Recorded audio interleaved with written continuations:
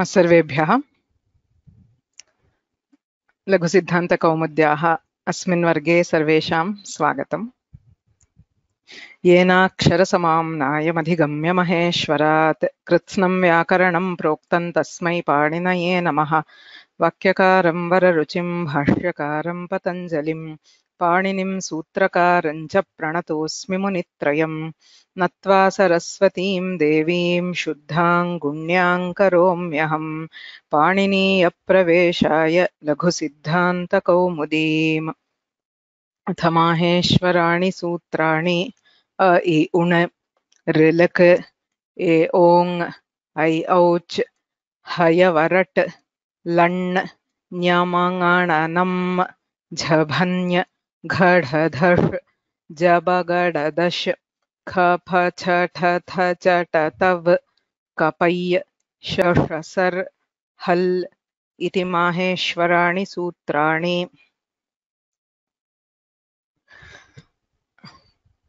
लघुसिद्धान्तकौमुदी वर्गस्य अस्मिन् प्रथमे अध्याये संज्ञाप्रकरणस्य पूर्वार्धः अस्माभिः पठ्यमानः अस्ति।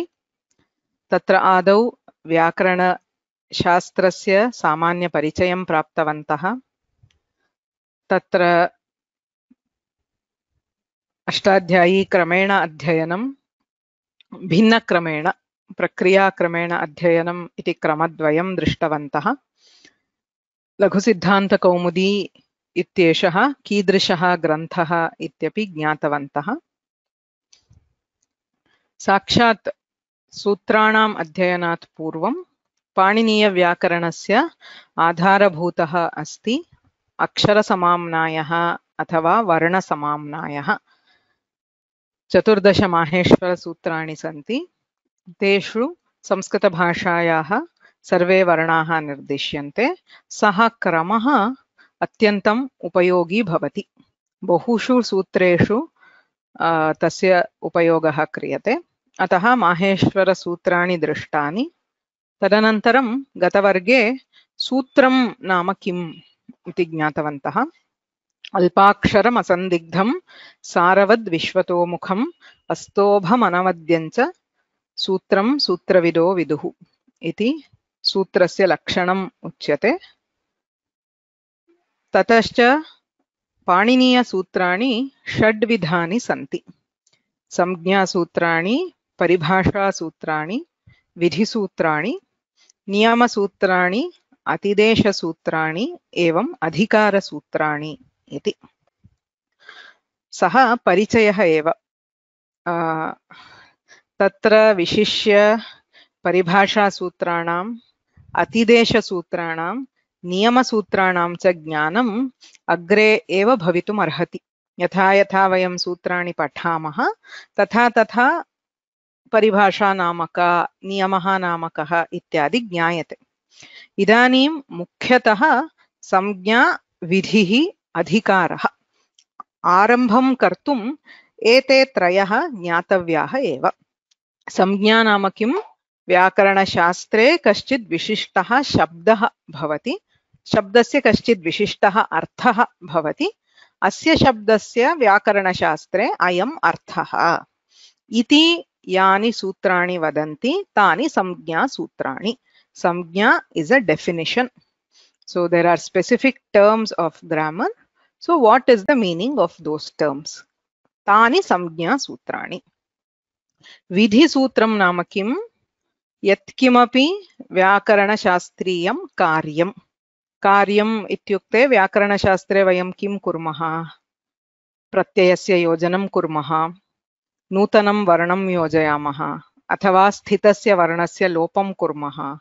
ह्रस्वः अस्ति चेत् दीर्घं कुर्मः, दीर्घः अस्ति चेत् ह्रस्वं कुर्मः। एवं परिवर्तनं क्रियते, वर्णेषु परिवर्तनं क्रियते, तदेव कार्यम् इत्युच्यते। व्याकरणशास्त्रे कार्यं येन सूत्रेण बोध्यते तत् विधिसूत्रम्। विधिसूत्रमेव अत्यन्तं प्रधानं भवति। अन्यानि सर्वाणि सूत्राणि विधिसूत्रस्य साहाय्यं कुर्वन्ति। So vidhi is the actual operation. So any sutra which tells you the rules to perform any kind of grammatical operation is called a Vidhi Sutra. अधिकारसूत्रम् इत्यनेन तु किमपि कार्यं स्वयं न क्रियते, केवलम् अग्रे यानि सूत्राणि उच्यन्ते तेषां सूत्राणां विषयः अनेन अधिकारसूत्रेण निर्दिश्यते। यथा प्राक्कडारात् समासः इत्युक्ते अग्रे समासाः उच्यन्ते, प्रत्ययः इत्युक्ते अग्रे प्रत्ययाः उच्यन्ते। एतानि त्रीणि अपि अत्यन्तं मुख्यतया ज्ञातव्यानि। अन्येषां त्रयाणां प्रभेदानां परिचयः किञ्चित् कालानन्तरं यदा वयं तत्तत् सूत्रं पश्यामः तदा भवति।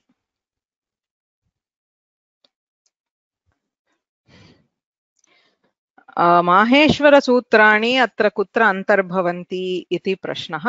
माहेश्वरसूत्राणि अत्र न अन्तर्भवन्ति, यतोहि सः अत एव पाणिनीयसूत्राणां षट् प्रभेदाः इत्येव उक्तं।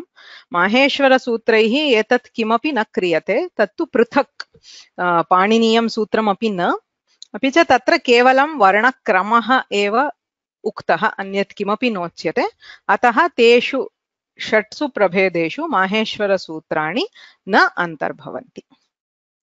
अपरः एकः प्रश्नः अस्ति, एतानि षड्विधानि सूत्राणि पाणिनिना एवं वर्गीकरणं कृतं वा इति। न, तदनन्तरैः वैयाकरणैः अवगमनार्थं क्रियते। पाणिनिना कुत्रापि इदं संज्ञासूत्रम् इति उक्त्वा वृद्धिरादैच् इत्यादि नोच्यते। तत्सर्वम् अनन्तरकालिकैः वैयाकरणैः अवगमनार्थं कृतम्। एतावत् ज्ञात्वा अद्य वस्तुतः ग्रन्थं प्रविशामः। लघुसिद्धान्तकौमुद्याः आरम्भः, प्रथमं सूत्रम्। अद्यतनप्रकरणस्य नाम इत् संज्ञा। ततः पूर्वं वयम् आदौ लघुसिद्धान्तकौमुदीमेव पश्यामः चेत् तत्र अष्टाध्यायी.com इत्यत्र गत्वा लघुसिद्धान्तकौमुदी व्याख्या इत्यस्ति, तत्र गच्छामः चेत् साक्षात् ज्ञायते। भवतां समीपे पुस्तकमस्ति चेत् तदपि उद्घाट्य द्रष्टुमर्हन्ति। आदौ मङ्गलश्लोकाः सन्ति। वस्तुतः नत्वा सरस्वतीं देवीम् इत्येव अस्य ग्रन्थस्य मङ्गलश्लोकः। अन्यत् श्लोकद्वयं सामान्यतः वैयाकरणैः सम्प्रदाये उच्यते। तत्र पश्यामः चेत् प्रकरणं, लघुसिद्धान्तकौमुद्याः विभजनम् अस्ति प्रकरणम् इति। प्रकरणम् इत्यस्य चैप्टर् इत्येव अर्थः। प्रकरणस्य नाम भवति। अत्र वामतः पश्यन्ति चेत् संज्ञाप्रकरणम्, अच्सन्धिप्रकरणम् इति उच्यते। प्रकरणम् is just a chapter. प्रथमं प्रकरणम् अस्ति संज्ञाप्रकरणम्। इदानीं तु संज्ञा इत्यस्य अर्थः अवगतः, अतः अत्र संज्ञाः भवन्ति इति ज्ञायते। किन्तु अष्टाध्याय्याः सर्वाः संज्ञाः अत्र न सन्ति इति प्रथमः अंशः। अपि च अस्मिन् प्रकरणे यानि यानि सूत्राणि तानि सर्वाणि संज्ञासूत्राणि इत्यपि न। अष्टाध्याय्यां गत वर्गे दृष्टं प्रायः 90 संज्ञाः सन्ति, बहूनि सूत्राणि सन्ति, सर्वाणि सूत्राणि अत्र नोच्यन्ते। अपि च अत्र यद्यदस्ति लघुसिद्धान्तकौमुद्यां संज्ञाप्रकरणे सूत्रम् अस्ति इति चेत् तत् संज्ञासूत्रमेव इति न, उभयं न। किमर्थं संज्ञाप्रकरणम्? अत्र प्राधान्येन संज्ञाः उच्यन्ते इत्येव। So it mainly deals with संज्ञास्, not exclusively and not comprehensively. बहुभिः बहुधा पृच्छ्यते, तत् न। संज्ञाप्रकरणम् इत्युक्ते आदौ वस्तुतः अत्र व्याकरणशास्त्रस्य प्रथमः अत्र पाठ्यमानः अंशः अस्ति सन्धिः। सन्धिः इत्युक्ते किं? वर्णकार्यं, वर्णानां व्यत्ययः। सन्धिं ज्ञातुं किं किं पीठिकारूपेण अपेक्षितं तत्सर्वं लघुसिद्धान्तकौमुद्याः संज्ञाप्रकरणे स्थापितमस्ति। तत्र काश्चन मुख्याः संज्ञाः सन्ति। इत् संज्ञा अस्ति, सवर्णसंज्ञा अस्ति, एवं पदसंज्ञा, संहितासंज्ञा, संयोगः इत्येवं काश्चन मुख्याः संज्ञाः सन्ति। अपि च वर्णानां विषये अत्र बहुधा उच्यते। वस्तुतः वर्णानाम् उच्चारणादिकं शिक्षाशास्त्रे प्राधान्येन उच्यते, वर्णानां के धर्माः इति। किन्तु व्याकरणशास्त्रे अपि तेषां ज्ञानं बहु मुख्यं भवति, यतोहि वर्णज्ञानं विना वयं किमपि कार्यं कर्तुं न शक्नुमः। अतः अस्य प्रकरणस्य अंशद्वयम्, एकं मुख्यानां कासाञ्चित् संज्ञानां ज्ञानं, वर्णानां धर्मविषये ज्ञानम्, एतद्वयमपि संज्ञाप्रकरणे वयं द्रष्टुं शक्नुमः। तत्र प्रथमतः सूत्रमस्ति, लघुसिद्धान्तकौमुद्याः प्रथमं सूत्रमस्ति हलन्त्यम् इति। हलन्त्यम् इति अष्टाध्याय्यां तु प्रथमाध्याये तृतीयपादे तृतीयं सूत्रमस्ति।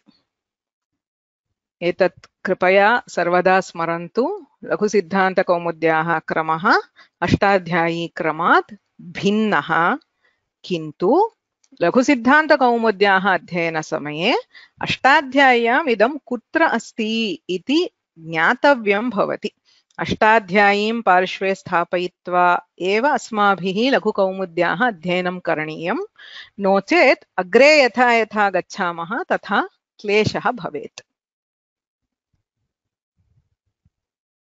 इदानीं हलन्त्यम् इति सूत्रमस्ति। किमस्ति सूत्रे? सूत्रानन्तरं तत्र पुनः लघुकौमुदीं पश्यन्ति चेत् हलन्त्यम् इति सूत्रमस्ति, तत्र कानिचन वाक्यानि सन्ति। सामान्यतः लघुसिद्धान्तकौमुद्यां किम् उच्यते? सूत्रम् उच्यते। सूत्रानन्तरं तत्र प्रथमं वाक्यं सामान्यतः सूत्रस्य अर्थः, इयमेव वृत्तिः इत्यपि उच्यते। तदनन्तरम् उदाहरणम् अस्ति चेत् उदाहरणं दीयते, अन्यदपि किञ्चित् विवरणं दीयते। सः सामान्यक्रमः। इदानीम् अत्र किमुच्यते? उपदेशे अन्त्यं हल् इत् स्यात् इति सूत्रस्य अर्थः। तदनन्तरं वाक्यमस्ति सूत्रेषु अदृष्टं पदं सूत्रान्तरात् अनुवर्तनीयं सर्वत्र इति। कः अर्थः इति चेत् अनुवृत्तिः इति किञ्चिदस्ति। अष्टाध्याय्याम् अत्यन्तं मुख्यं भवति अनुवृत्तिः। अनुवृत्तिः इत्युक्ते किम् इति चेत् अत्र पश्यन्तु, उपदेशे अजनुनासिक इत् इति एकं सूत्रमस्ति।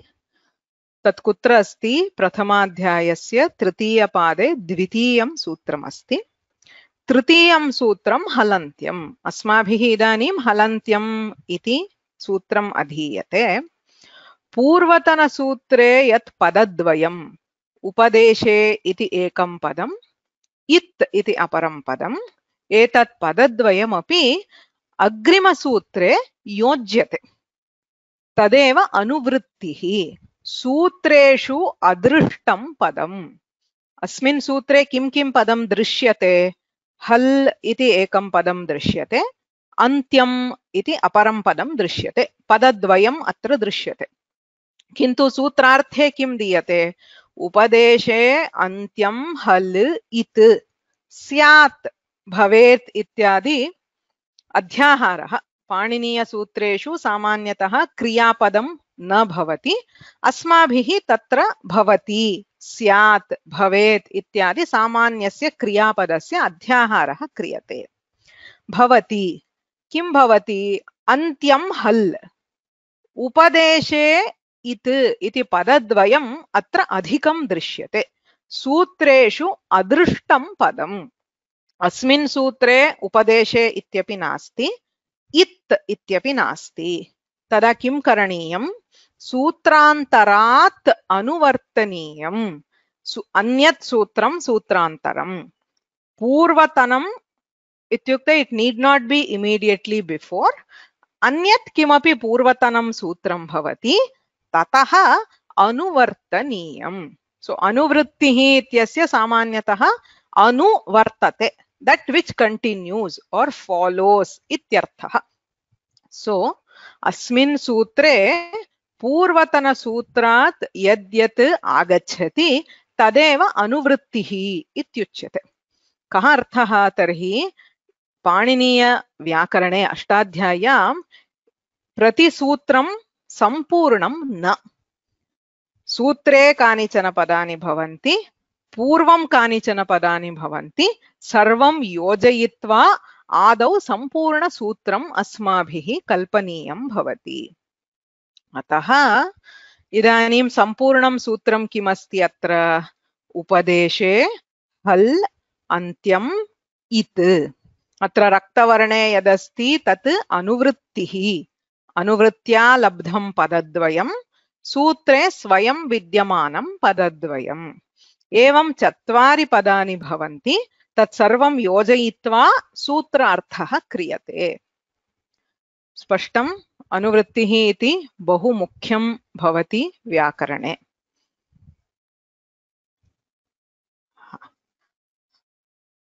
अग्रिमं प्रश्नम् अहं जानामि, अग्रे वदामि, किन्तु इदानीं कृपया एकः विषयः मया यद् उच्यमानमस्ति तत्र अवधानं भवतु. अग्रे चिन्तनीयं नास्ति. उपदेशे इत्युक्ते किम् इति इदानीमेव बहुभिः पृष्टं. किमर्थम्? अहं वदाम्येव. सूत्रे यद्यदस्ति, यद्यद् ज्ञातव्यमस्ति सर्वमपि अहं वदामि. यदा अहं वदामि तदा अहं यत् वदामि तत्र अवधानं भवतु. अग्रिमं न चिन्तयन्तु. अहं सर्वं समापयामि, अन्ते अपि यदि प्रश्नस्य उत्तरं न लब्धं तदा प्रश्नं पृच्छन्तु. नो चेत् सर्वेषु सूत्रेषु अयमेव नियमः. अहं यावत् पूर्णं, मया यद्यद् वक्तव्यं तावत् पूर्णं वदामि, तावत् शृण्वन्तु. तदा अवगम्यते. अहं स्तरशः यद्यद् ज्ञातव्यं तद् वदाम्येव. तदनन्तरं किञ्चित् शिष्टमस्ति चेत् पृच्छन्तु. इदानीं किं ज्ञातं? हल् अन्त्यम् इति पदद्वयमस्ति. पूर्वतनसूत्रेण पदद्वयं स्वीकृत्य वयं सूत्रं पूरितवन्तः. उपदेशे हल् अन्त्यम् इत्. अयमेव अत्र सूत्रार्थरूपेण दत्तमस्ति. उपदेशे अन्त्यं हल् इत् स्यात्. इदं कीदृशं सूत्रमस्ति? संज्ञासूत्रमस्ति. कथं ज्ञायते? अहं वदामि इति इदानीं ज्ञायते. गच्छता कालेन सूत्रस्य अभिज्ञानं कथम् इति ज्ञातुं शक्यते. प्रकरणं दृष्ट्वा कदाचित् ज्ञातुं शक्यते, किन्तु सामान्यतः पुस्तकं दृष्ट्वा तत्र ज्ञातव्यम्. पुष्पादीक्षितमहाभागायाः पुस्तकम् अस्ति चेत् तत्र तद् महत् सौकर्यम्. सूत्रात् पूर्वं तत्र हेडिंग रूपेण दीयते तत् किम् इति. तत्र इत्संज्ञा प्रकरणम् इति आरभ्यते. अतः इत् इति काचित् संज्ञा. इत् is a very very specific term in grammar. व्याकरणात् बहिः तस्य अर्थः नास्ति, विशेषेण अर्थः नास्ति. गच्छति इति इत्, एति इति इत् इति वदामः, किन्तु लोके इत् इत्यस्य अर्थः नास्ति. व्याकरणशास्त्रे इदं विशिष्टं पदमस्ति. तस्य अर्थः हलन्त्यम् इति सूत्रेण दीयते. अतः हलन्त्यम् इति संज्ञासूत्रम्. इत् इत्युक्ते किम्? अन्त्यं हल्. हल् इत्युक्ते व्यञ्जनम्. माहेश्वरसूत्रे ह य वरट् ह इत्यारभ्य अन्ते हल् पर्यन्तं यद्यदस्ति सर्वाणि व्यञ्जनानि हल् इत्यनेन शब्देन उच्यन्ते. कथं हल् इत्युक्ते व्यञ्जनम् इति अग्रे पठामः. अन्त्यं हल्, एण्डिङ्ग् कान्सोनेण्ट्, तस्य इत् इति संज्ञा भवति. अन्त्यं हल् इत् स्यात्. कुत्र अन्त्यम् इत्यत्र वदति उपदेशे. उपदेशे अन्त्यं हल् इत् स्यात् इति सूत्रार्थः. तर्हि उपदेशः नाम कः इति अग्रिमः प्रश्नः. उपदेशः आद्योच्चारणम्. इति लघुसिद्धान्तकौमुद्यामेव दीयते। मया अत्र स्लैड्स् मध्ये अत्र आदौ यदस्ति उपरि यदस्ति तत् सूत्रम् अथवा शीर्षकं भवति। अस्मिन् भागे वामतः उपरि भागे यद् दीयते तत् साक्षात् ग्रन्थे यद् वाक्यमस्ति तदेव वाक्यम्। एवं हलन्त्यम् इत्यस्ति चेत् अत्र उपदेशे अन्त्यं हल् इति स्यात्। सूत्रेष्वदृष्टं पदं सूत्रान्तरादनुवर्तनीयं सर्वत्र। उपदेशः आद्योच्चारणम् इति सर्वमपि लघुसिद्धान्तकौमुद्याः वाक्यानि। अधः विवरणम् इत्यत्र यद्दीयते तत् मया योजितमस्ति। सर्वदा एतत् ज्ञातव्यं मूलग्रन्थे किमस्ति, किम् अधिकं मया उच्यमानमस्ति इति। अत एव लघुसिद्धान्तकौमुदीं पश्यन्ति चेत् किमस्ति, हलन्त्यम् इति सूत्रमस्ति, अधः 3 वाक्यानि सन्ति। एकैकस्य वाक्यस्य अर्थः अस्माभिः ज्ञातव्यः। वाक्यद्वयं ज्ञातं। किं ज्ञातम्? उपदेशे, उपदेशः कः इति अग्रे पश्यामः। उपदेशः अस्ति चेत् तत्र अन्ते हल् वर्णः व्यञ्जनवर्णः अस्ति चेत् तस्य इत् इति नाम भवति। संज्ञा इत्युक्ते नाम, it is just a name. So an ending consonant in Upadesha is called it. अग्रिमवाक्येन किमुक्तं? सूत्रेषु अदृष्टं पदं सूत्रान्तरात् अनुवर्तनीयं सर्वत्र। यत् अस्मिन् सूत्रे नास्ति तत् पदम्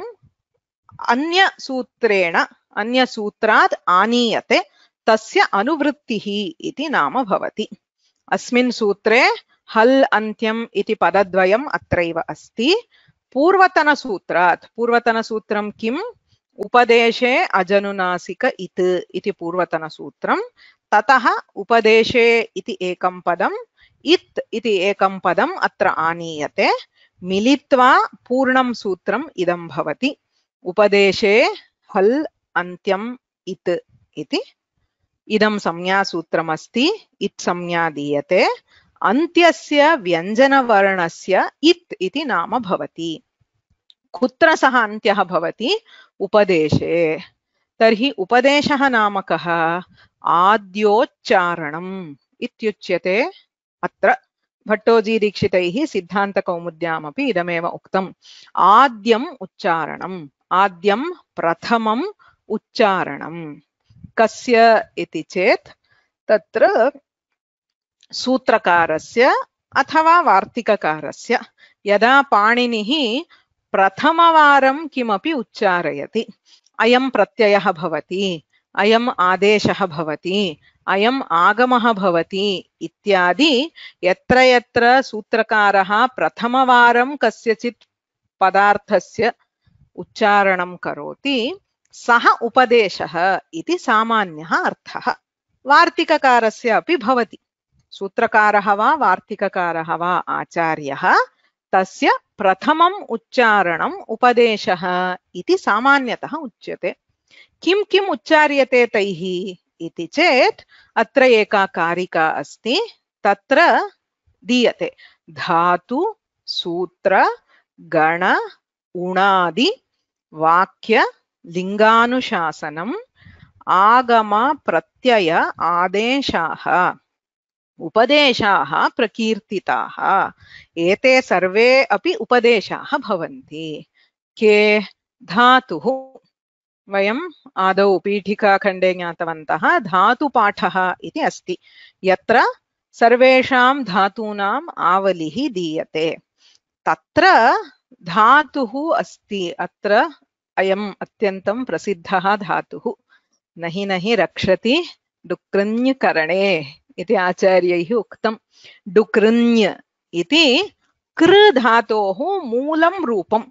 औपदेशिकः धातुः इत्येव अस्माभिः उच्यते।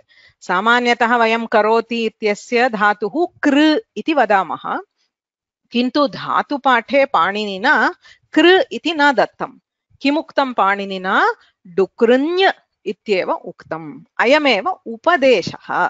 यदा पाणिनिः धातूनाम् आवलिं दत्तवान् एते सर्वे धातवः भवन्ति इति तत्र अन्ते पश्यन्ति चेत् एकः ञकारः अस्ति अन्त्यं हल् एवं धातुपाठे धातोः मूलरूपं यदस्ति सः उपदेशः उपदेशे अन्त्यं हल् नाम ञकारः तस्य अनेन हलन्त्यम् इति सूत्रेण इत् इति नामकरणं क्रियते सूत्रं सूत्रेषु अपि यथा अ इ उण् इति माहेश्वरसूत्रं दृष्टं सूत्रे अन्ते हल् वर्णः व्यञ्जनवर्णः अस्ति चेत् तस्य हलन्त्यम् इति सूत्रेण इत् इति संज्ञा दीयते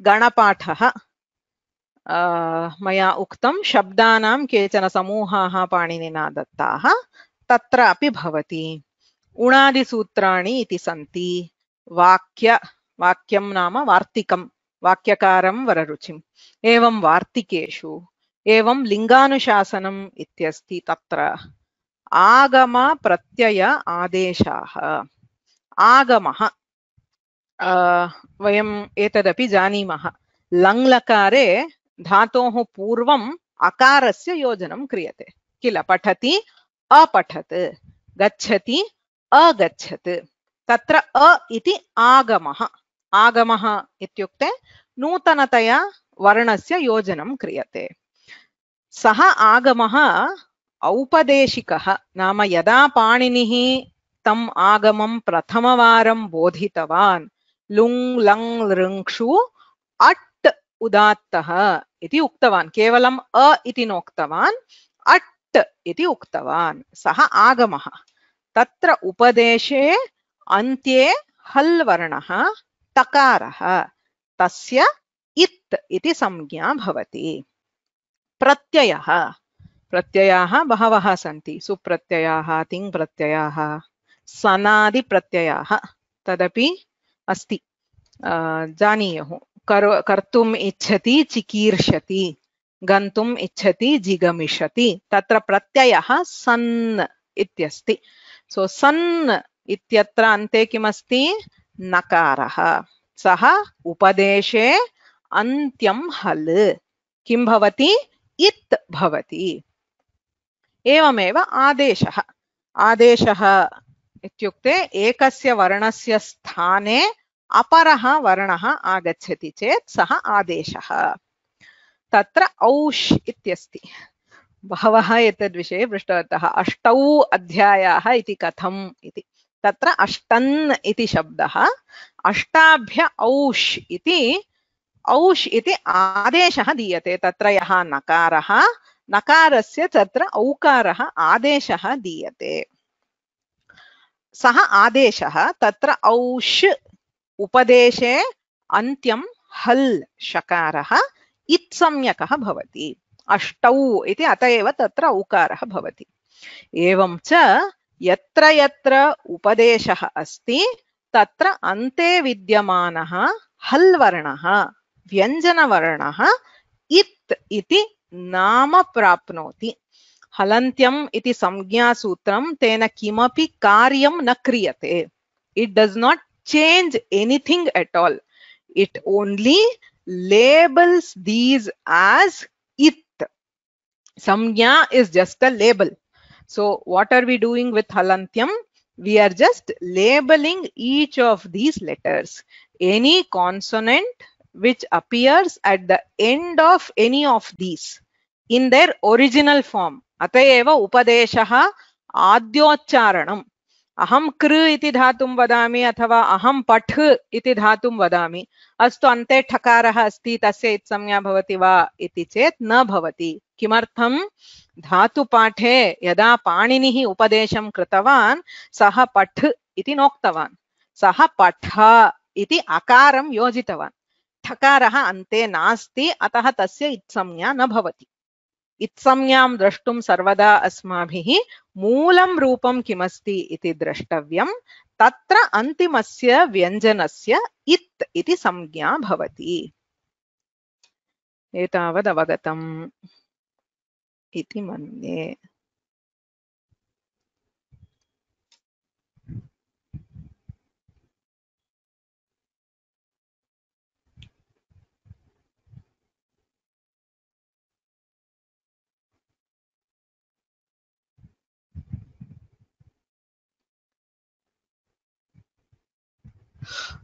ब्रह्मसूत्रे विसर्गः सूत्रम् इत्युक्ते अत्र केवलं व्याकरणस्य सूत्रमेव।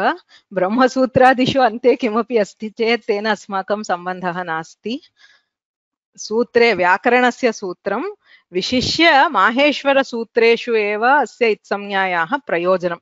अन्येषु सूत्रेषु अपि भवितुमर्हति, किन्तु सूत्रम् इत्यनेन अत्र माहेश्वरसूत्रेषु तत्र सूत्रेण एव आगमप्रत्ययादेशाः सूत्रान्तर्गताः किल, तत्र किमर्थं पुनरुक्तिः इति कश्चित् प्रश्नः। नाम आगमः प्रत्ययः आदेशः वा सूत्रे एव भवति, तर्हि तत्र किमर्थं पृथक् वक्तव्यमिति। सः सूत्रस्य अन्ते भवेद् इति नास्ति। यथा लुङ्लङ् लृङ्क्षु अट् उदात्तः इति अन्ते तु तत्र व्यञ्जनवर्णः नास्ति, सूत्रस्य अन्ते नास्ति, आगमस्य अन्ते एव अस्ति सः टकारः। मूलं रूपं कथं ज्ञायते? मूलग्रन्थस्य दर्शनेन ज्ञायते। तदेव अस्माभिः क्रियते। इदानीं व्याकरणस्य अध्ययनम् इत्युक्ते तत्र मूलं रूपं किमस्ति इत्येव ज्ञातव्यं। तत् अग्रे जानीमः। आद्यम् इत्युक्ते प्रथमम् इत्यर्थः।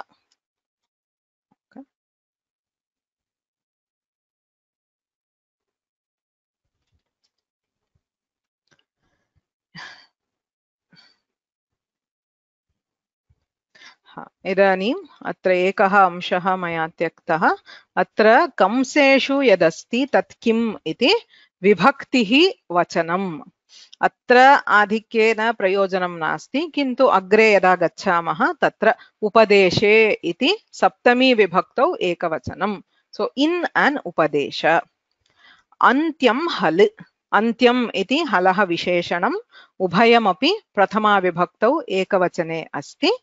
इत् इत्यपि प्रथमा विभक्तौ एकवचने अस्ति इत्यर्थः।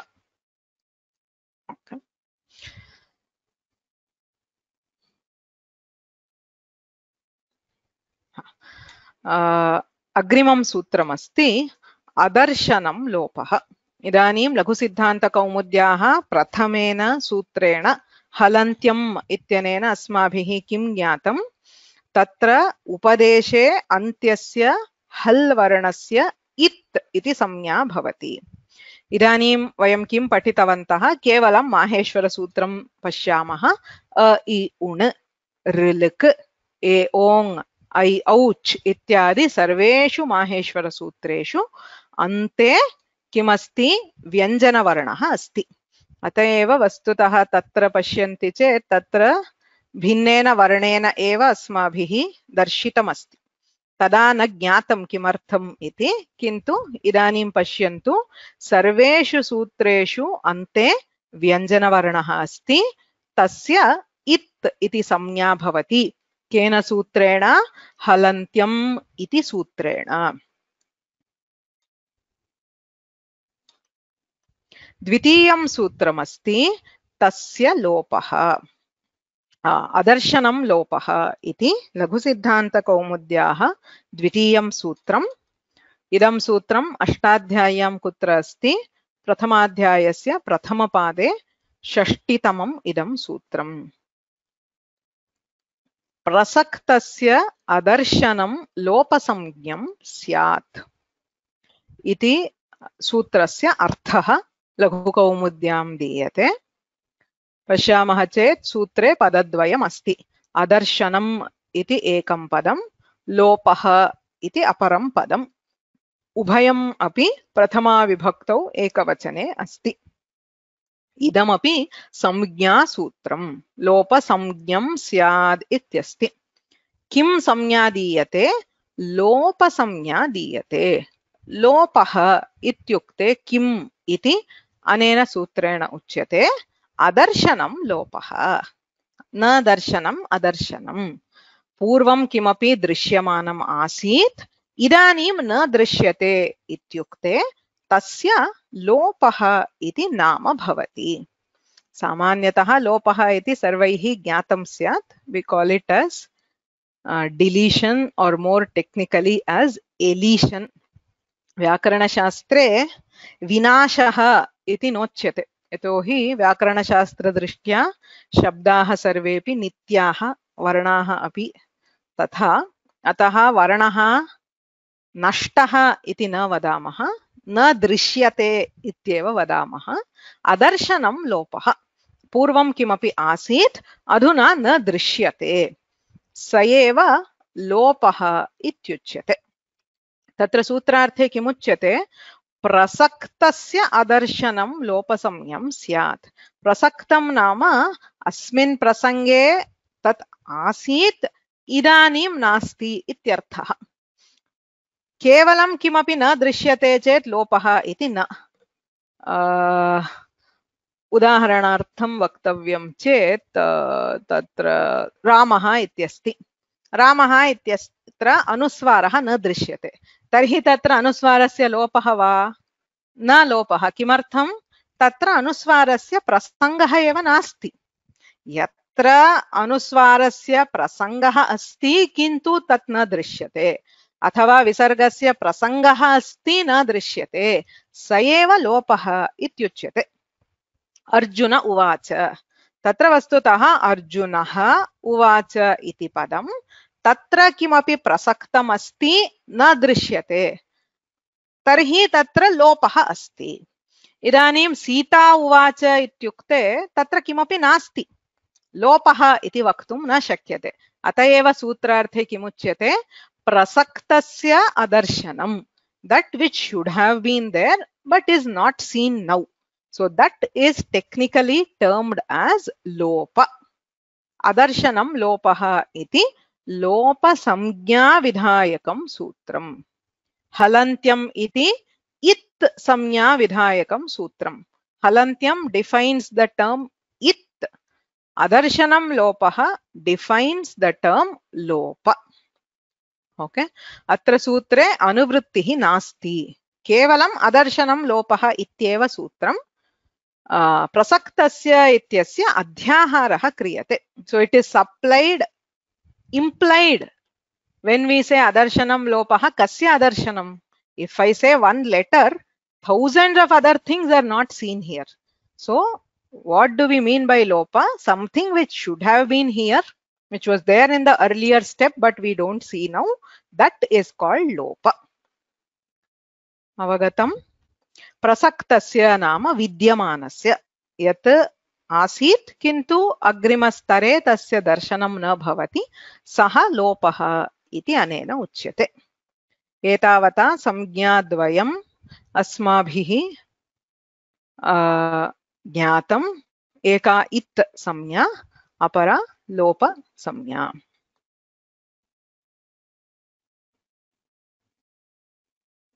Okay. सामान्य भाषायामपि लोपशब्दः उपयुज्यते. सत्यं, किन्तु तत्र सर्वत्र अयम् अर्थः भवेत् इति नास्ति. इत्युक्ते कश्चित् आसीत् सः न दृश्यते इति कदाचित् भवति. इत्युक्ते धनं लुप्तम् इत्युक्ते तत्र सः अर्थः भवति, किन्तु अन्येषु अपि अर्थेषु लोपशब्दस्य प्रयोगः अस्ति. दोषः जातः इत्यर्थे लोपः इत्यादि कदाचित् उपयुज्यते. व्याकरणशास्त्रे तु अयमेव अर्थः.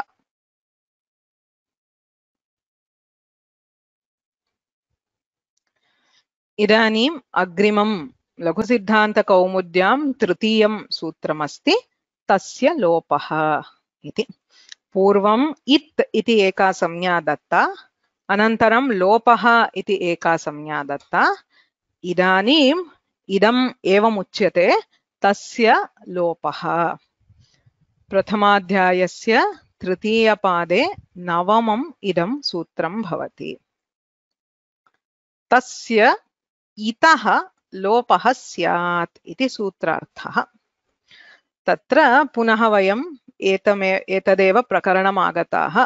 उपदेशे अजनुनासिक इत् हलन्त्यम् तदनन्तरं कानिचन सूत्राणि सन्ति। अग्रे नवमं सूत्रमस्ति तस्य लोपः। तस्य नाम कस्य? अत्र द्वितीयसूत्रादारभ्य अष्टमसूत्रपर्यन्तमपि इत् संज्ञा विधीयते। मया पूर्वमपि उक्तम्, एकस्याः संज्ञायाः एकमेव सूत्रम् इति न। एकस्याः एव संज्ञायाः बहूनि सूत्राणि भवितुम् अर्हन्ति। इदं बहु उत्तमम् उदाहरणं भवति। अत्र पश्यन्ति चेत् इत् संज्ञा प्रकरणम् इत्येव उच्यते। तत्र पुष्पादीक्षितमहाभागायाः पुस्तके अपि अत्र पश्यन्तु 1.3 इत् संज्ञा प्रकरणम्। प्रकरणम् इत्युक्ते एकं सूत्रं न, बहूनि सूत्राणि इत्यर्थः। अ स्माल् सेक्शन् 132 to 139। एवम् अत्र गच्छन्ति चेत् अत्र उपदेशे अजनुनासिक इत् हलन्त्यं न विभक्तौ तु स्माः आदिर्निटुडवः शः प्रत्ययस्य चुटु लशक्वतद्धिते। एतैः सर्वैः सूत्रैः इत् इति संज्ञा दीयते। इत् संज्ञा व्याकरणे बहु मुख्या भवति। भिन्नेषु भिन्नेषु इत् संज्ञा दीयते। लघुसिद्धान्तकौमुद्याम् आदौ एकमेव सूत्रं दत्तमस्ति, हलन्त्यम् इति। अन्यानि सूत्राणि अग्रे दीयन्ते। सर्वेषाम् अर्थं वयं पश्यामः। एतैः सर्वैः सूत्रैः अस्माभिः किं कृतम्? इत् इति नामकरणं कृतं, लेबल् स्थापितं तत्र। अनन्तरं किं वदति पाणिनिः? तस्य लोपः। तस्य नाम इत् संज्ञकस्य, यस्य यस्य इत् इति संज्ञा दत्ता तस्य सर्वस्यापि लोपः भवति। तस्य इतः। इतः इति इत् शब्दस्य षष्ठी विभक्तिः। इत् इतौ इतः इति मरुत् शब्दवत् रूपाणि। तत्र षष्ठी विभक्तौ एकवचने इतः इति भवति। सो तस्य इति षष्ठी एकवचनम्, इतः इत्यपि षष्ठी एकवचनम्, लोपः इति प्रथम एकवचनम्। इदं विधिसूत्रम् अस्ति। किमर्थं विधिसूत्रम्? अत्र साक्षात् लोपः क्रियते। It is deleting something, which means it is performing an operation. हलन्त्यम् इति सूत्रेण केवलं नाम दत्तम्, इत् इति नाम दत्तम्। अदर्शनं लोपः इति सूत्रेण अपि किं दत्तम्? यत्र यत्र किमपि न दृश्यते तस्य लोपः इति नाम एव दत्तं, किमपि कार्यं न कृतं। किन्तु अनेन सूत्रेण उच्यते यत्र यत्र इत् संज्ञा अस्ति तत्र तस्य वर्णस्य, यस्य वर्णस्य इत् इति संज्ञा दत्ता तस्य लोपः भवति, अर्थात् अदर्शनं भवति। So you will no longer see it. यत्र यत्र अन्ते सूत्रस्य वा धातोः वा अन्ते व्यञ्जनवर्णः अस्ति तस्य हलन्त्यम् इति सूत्रेण इत् संज्ञा भवति। अनन्तरं तस्य लोपः इति सूत्रेण तस्य लोपः अपि भवति इत्यर्थः। उदाहरणम् इदमेव दृष्टम् अस्माभिः माहेश्वरसूत्रेषु। अ इ उण् ऋलक् ए ओङ् सर्वत्र अन्ते विद्यमानस्य व्यञ्जनस्य तत्र हलन्त्यम् इति इत् संज्ञा, अनन्तरं लोपः। अत एव अ इ उ ऋ ल ए ओ ऐ औ इत्येव वर्णाः अस्माभिः गृहीताः। किमुक्तम्? आदौ सूत्रचतुष्टये स्वराः इति। णकारः, ककारः, ङकारः, चकारः तेषां परिगणनं न भवति। किमर्थं न भवति? तेषां सर्वेषामपि लोपः भवति। All of them are deleted. So everything which is marked in orange here will be deleted.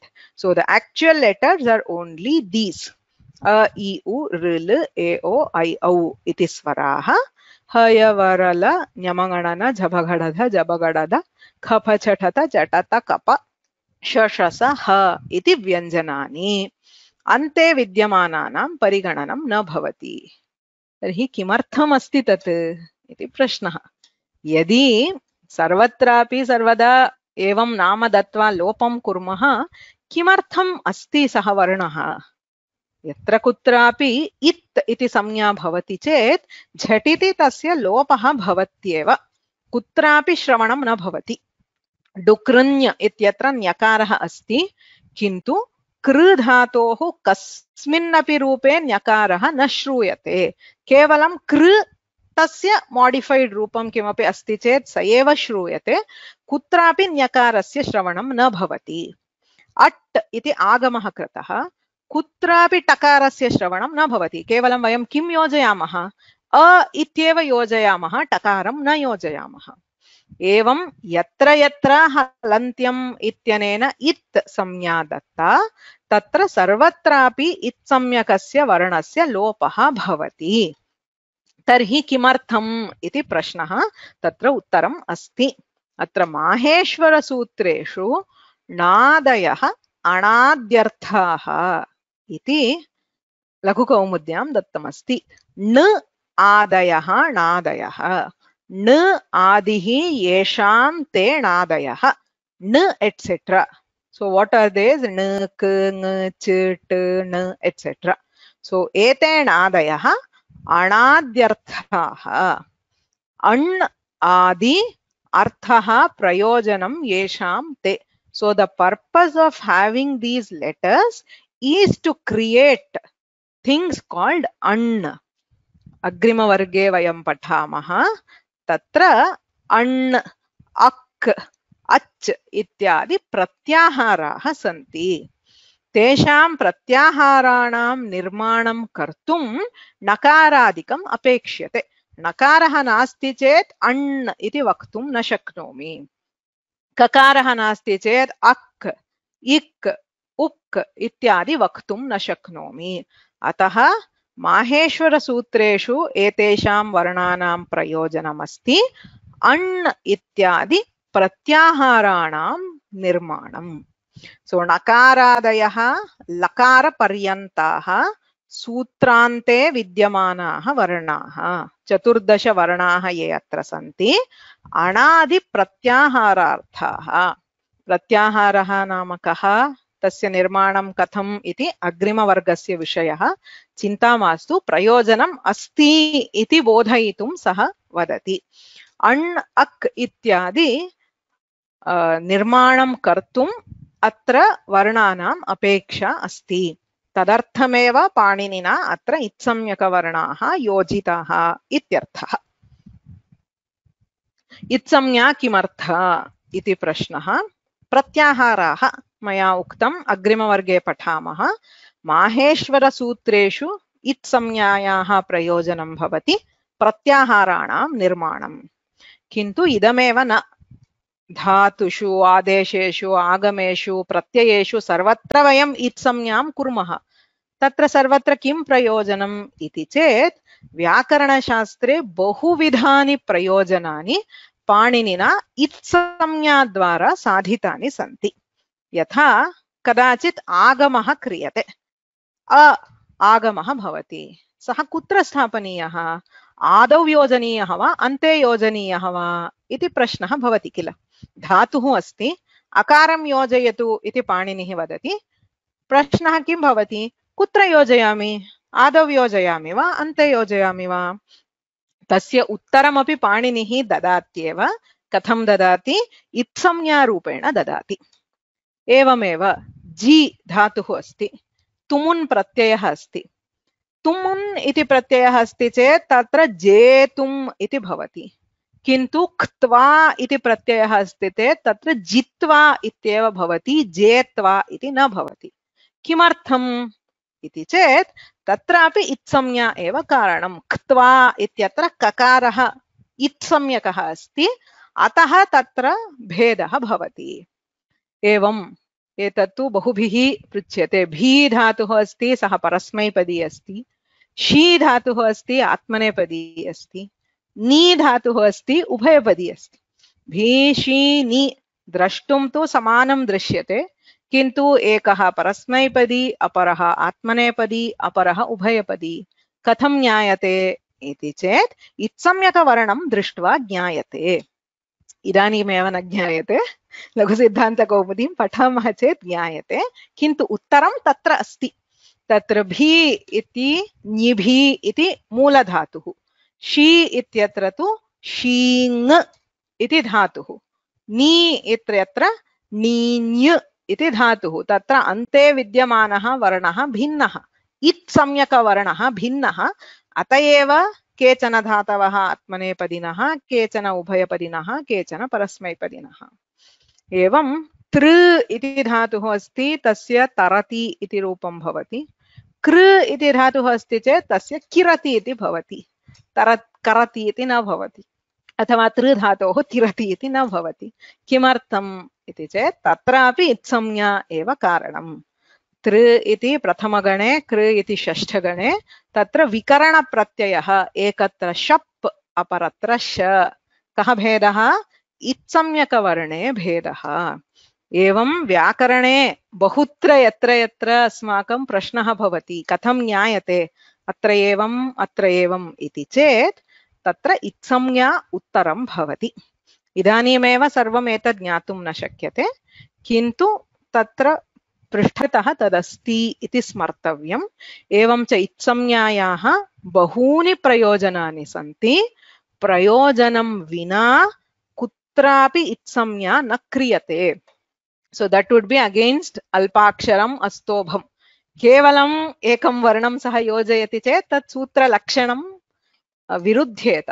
अतः सर्वत्रापि यत्र यत्र वर्णस्य योजनं करोति तत्र किमपि प्रयोजनं भवति। तत् किम् इति अग्रे यदा यदा पठामः तदा ज्ञायते। एवञ्च अस्मिन् वर्गे किं किं ज्ञातवन्तः? इत् इत्युक्ते किम्? इत् संज्ञा इत्येव अस्य खण्डस्य नाम। तर्हि इत् इत्युक्ते किम्? सा व्याकरणस्य काचित् संज्ञा। It is a technical term of व्याकरणशास्त्र। इत् संज्ञा विधायकं सूत्रं किम्? वस्तुतः बहूनि सूत्राणि सन्ति, किन्तु इदानीं भवताम् उत्तरं भवति हलन्त्यम्। हलन्त्यम् इति सूत्रेण इत् इति संज्ञा विधीयते। So the name called it is being imposed by the sutra halantyam. Halantyam iti sutrena kesham it samnya bhavati upadeshasya ante vidyamananam vyanjananam. Halantyam iti sutrena it samnya bhavati. Upadeshaha namakaha? Upadeshaha adyocharanam. Prathamavaram पाणिन्यादयः यदुच्चारयन्ति, पाणिनिः वा वार्तिककारः वा, तदेव उपदेशः। किमस्ति? सूत्रम्, आदेशः, प्रत्ययः, आगमः इत्यादि सर्वमपि उपदेशः इत्युच्यते। इत्सम्यकवर्णानां लोपः केन सूत्रेण भवति? तस्य लोपः इत्यनेनैव भवति। अदर्शनं लोपः इत्यनेन वस्तुतः लोपः न क्रियते। केवलं लोपः इत्युक्ते किम् इत्येव बोधयति। अतः तत् संज्ञासूत्रम्। इत्सम्यकवर्णानां लोपः, तस्य लोपः इति सूत्रेण क्रियते। लोपः नाम कः? अदर्शनं लोपः। प्रसक्तस्य अदर्शनं लोपः। माहेश्वरसूत्रेषु इत्सम्यकवर्णानां किं प्रयोजनं? प्रत्याहारनिर्माणं प्रयोजनं। प्रत्याहाराणां विषये अग्रिमवर्गे वयं पश्यामः। इदानीम् अत्र कश्चित् अभ्यासः अस्ति।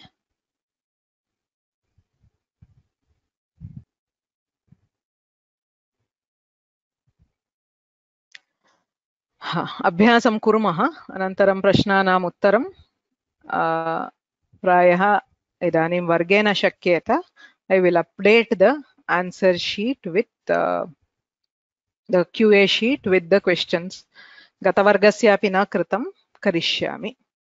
अभ्यासः किमस्ति इति चेत् तत्र किमपि दीयते। हृण्य इत्यस्ति, सः धातुः इत्यपि मया एव निर्दिष्टमस्ति।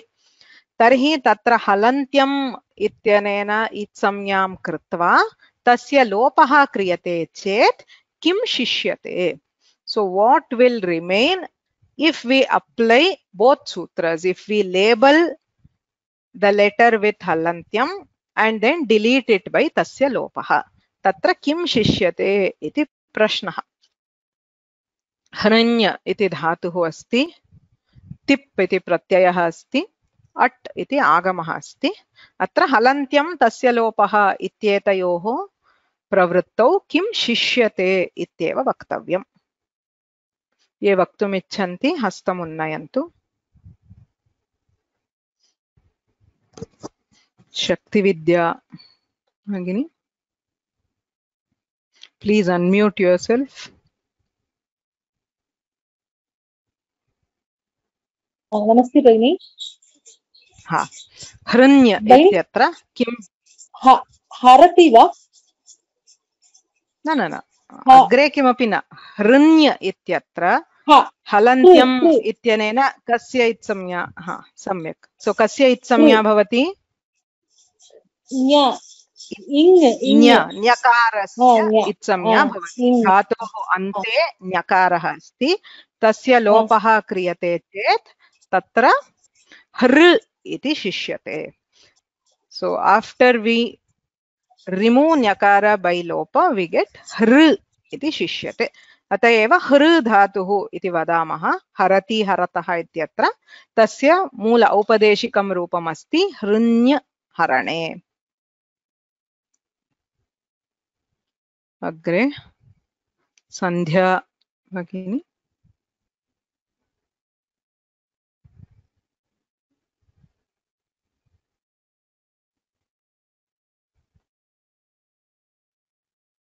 नमो नमः. तिप् इत्यस्य ति इति रूपम्. ति कस्य इत्संज्ञा भवति? पकारस्य इत्संज्ञा लोपः, तदा ति इति शिष्यते. सम्यक्.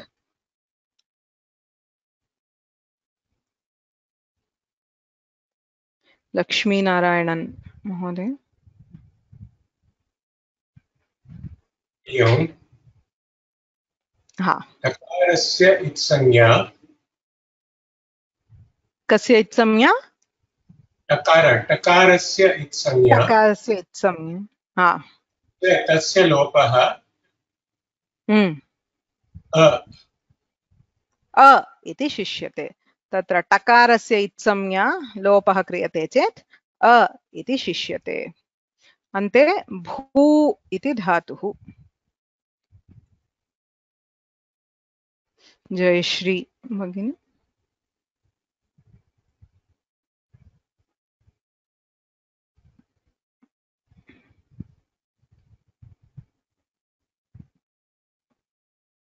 No, okay. I'm unmuted now. Yeah, sorry. Yeah, bhu does it doesn't end with hal.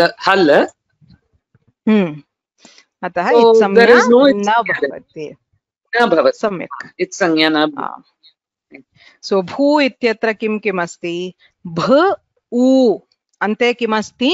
ऊकारः अस्ति, सः व्यञ्जनवर्णः न, अतः तत्र इत्संज्ञा नास्ति. भू इत्येव धातुः. भू भवति, भवतः, भवन्ति धातुः अस्ति भू इति. एवमेव इत्संज्ञा गृहकार्यमस्ति. कृपया कुर्वन्तु. कृपया एतद् गृहकार्यं पूर्वमेव कुर्वन्तु. ह्यः वर्गे दृष्टं केचन तत्र आगत्य चिन्तयन्ति. Please note, it is mandatory to have done these exercises. यद्यपि वयं प्रतिवर्गं न पश्यामः, कदाचित् पृच्छ्यते चेत् भवद्भिः कृतं स्यात्. कृपया एकं पृथक् पुस्तकं स्वीकुर्वन्तु अथवा एतत् प्रिंट आउट स्वीकृत्य you have to solve all these exercises and have them with you. अतः अन्ते परीक्षा समये पृच्छामः चेत् तदा दर्शनीयं भवति. कृपया लिखित्वा एव अभ्यासः करणीयः. अस्तु, अत्र अद्यतनवर्गं समापयामः.